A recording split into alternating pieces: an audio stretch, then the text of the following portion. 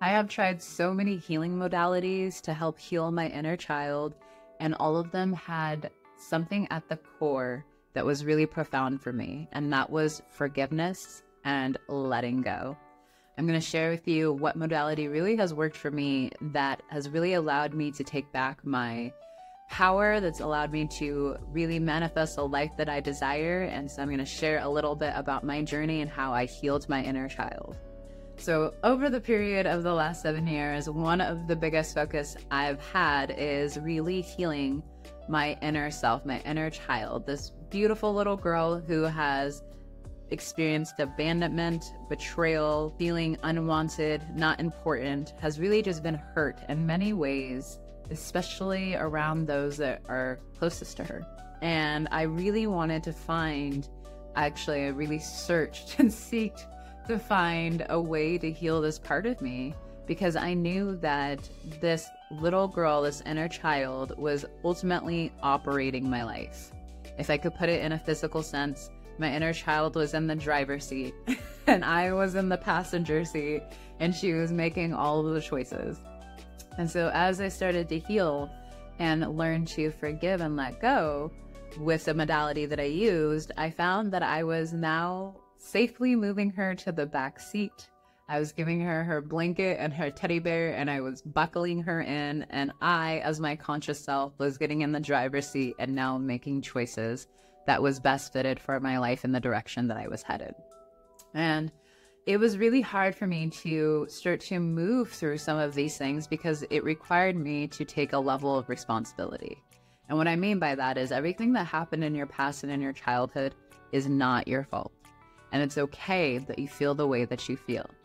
However, as an adult now, it is now your responsibility to heal yourself in the space that you're conscious of where you've been hurt. That required me to have to make a choice to let go and forgive those who had hurt me. One of the ways that I truly was able to do this was through self-love. Was finding that place where I had felt abandoned or betrayed or just forgotten ultimately, where I just was not a priority and I wasn't loved the way that I should have been loved. And when I found this part of me, she was very angry and distraught and had no trust, didn't feel safe, didn't feel like she was lovable or wanted. And ultimately, myself, as me today, had to go in and go within myself and love her in those spaces. And so I did that using the mirror exercise. So for instance, one of the things that I had to really heal and let go of and forgive was not being put as a priority in my childhood. I was what we would call a stepchild, so I was sometimes put literally second or last. This was very hard for me because I didn't feel included. I didn't feel like I was equal to my siblings. I felt like because I was a stepchild, I was seen and treated differently. And ultimately, that was very hurtful. And it really made me feel like I was not loved and that I wasn't important. And so with the mirror exercise, I was moving through an upset with my divine counterpart where I felt like I wasn't a priority or important. And so I did the mirror exercise. I am upset with my divine counterpart because he is not showing me that I am important to him and I am not a priority, which is step one, identifying the upset. Step two is reversing that towards myself and going within with that. I'm upset with myself because I am not showing myself that I'm important or a priority to myself. Step three is identifying if this was true. Yes, this was true. I was too busy looking for other people to prioritize me and make me feel important before prioritizing myself and making myself feel important. And so step four, I went into this place that I felt this way. I gave her a huge hug. I made the core choice to put her as my number one priority and to let her know that she was the most important thing to me.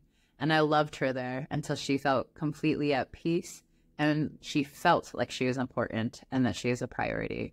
And then I let her integrate into my heart space. And I let that part of me that felt really hurt come home.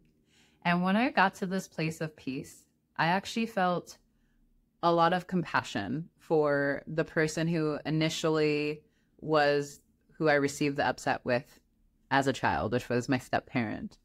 And I had compassion for them. Now, that compassion that I extended isn't so much for them, it's more for me, so that I can recognize that it probably wasn't personal, and that person probably couldn't give to me what I truly desired because they just didn't know how.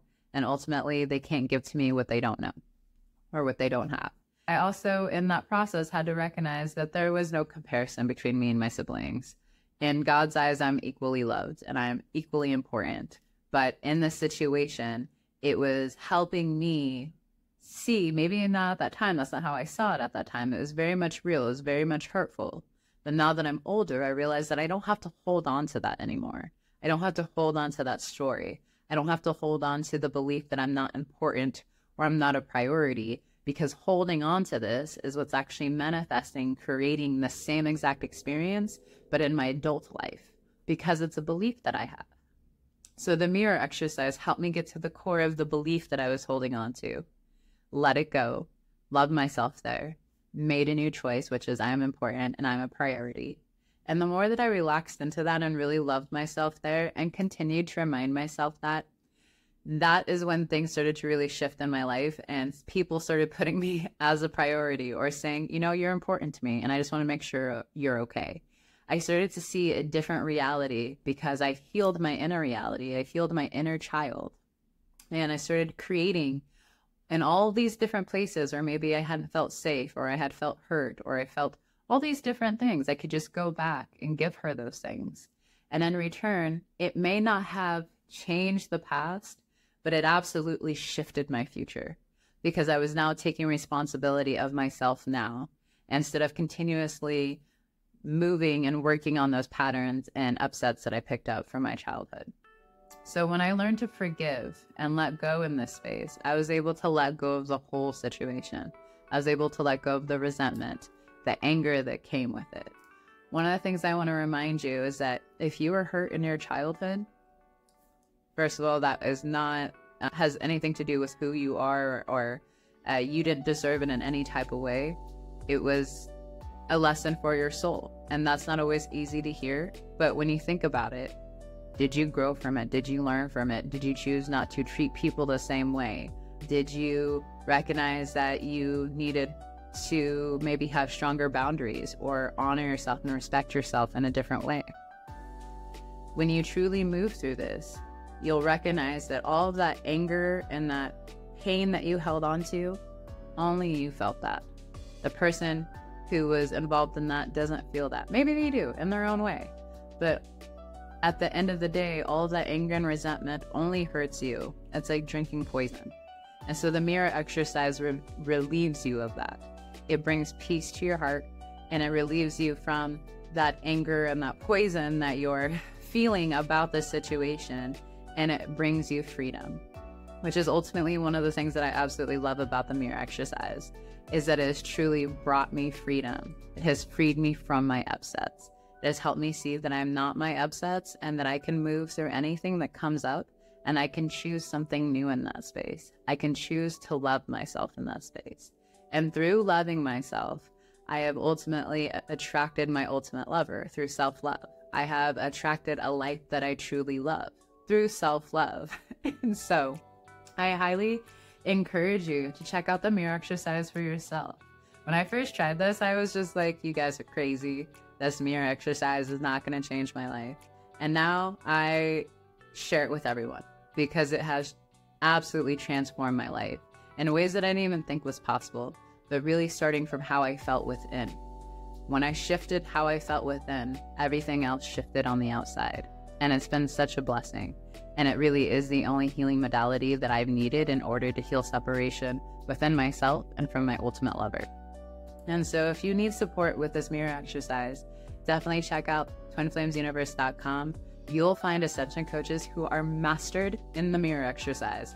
They do it on a daily basis, not only with clients, but with themselves, because they know how much this truly works and that you only need this one tool to heal all separation within your life, to heal all upsets that you've experienced past, present, or future.